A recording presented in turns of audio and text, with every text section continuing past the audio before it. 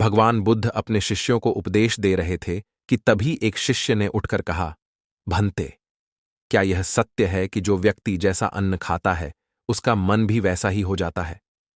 यह सुनकर भगवान बुद्ध कथा सुनाई। एक किसी जंगल में एक साधु रहता था। कितने ही लोग उसके दर्शन करने को आते।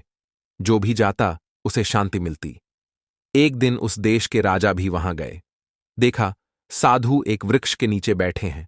सर्दी और वर्षा से बचने का कोई प्रबंध नहीं है। राजा ने कहा, महात्मन, यहां तो बहुत कष्ट होता होगा, आप मेरे साथ चलिए, महल में रहिए। साधु पहले तो माना नहीं। राजा ने बहुत आग्रह किया तो बोले, अच्छा चलो। महल में गए। एक सुंदर कमरे में ठहरे। हर समय नौकर उपस्थित रहने लगे। अच्छा भोजन मिलने लगा। 3 मास व्यतीत हो गए। राजा उसकी पूजा करते। रानी उसमें श्रद्धा रखती। एक दिन रानी नहाने के लिए स्नानागार में गई। नहाकर उठी तो वह हीरों का हार पहनना भूल गई, जो उसने उताकर स्नानागार में रख दिया था। हार वहीं पड़ा रहा। रानी के पश्चात साधु स्नानागार में गया। हार को देखा, उठाकर अपने कोपीन में छुपा लिया। स्नानागार से निकल महल से बाहर चले गए। कुछ देर पश्चात रानी को हार का ध्यान आया। दासी से बोली, स्नानागार में हार छोड़ आई हूं, उसे ले आओ। परंतु वहां तो हार नहीं था। खोज होने लगी। पूछा गया, स्नान घर में रानी के पश्चात कौन गया था? पता लगा कि महात्मा जी गए थे। महात्मा की खोज होने लगी। महात्मा मिले नहीं। राजा को झांत हुआ तो उसने सिपाहियों को आज्ञा दी, उस साधु के पीछे जाओ, उसे पकड़कर ले आओ। इधर से महात्मा शहर से बाहर निकले, जंगल में चले गए।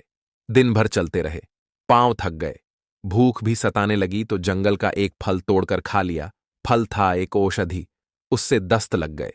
इतने दस्त आए कि महात्मा जी निर्बल हो गए। तभी उन्हें हार का ध्यान आया।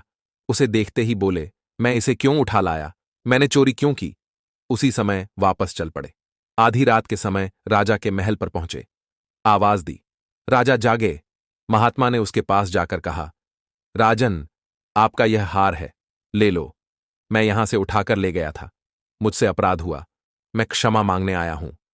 राजा ने आश्चर्य से कहा, वापस ही लाना था तो आप इसे ले क्यों गए? साधु ने कहा, राजन, क्रोध न करना। 3 मास तक मैं तुम्हारा अन्न खाता रहा, उससे मेरा मन पापी हो गया। जंगल में जाकर दस्त आए, शरीर शुद्ध हो गया। तुम्हारे अन्न का प्रभाव समाप्त हो गया। तब मैंने वास्तविकता को जाना और वापस आ गया। इसीलिए कहते हैं कि जैसा अन्न खाओगे वैसा मन बनेगा। जो व्यक्ति गंदा और खोटा अन्न खाता है तो उसका मन कभी अच्छा होगा ही नहीं। अन्न को जिस भावना से कमाया हो और तैयार किया गया हो, उसका प्रभाव मन पर पड़ता है।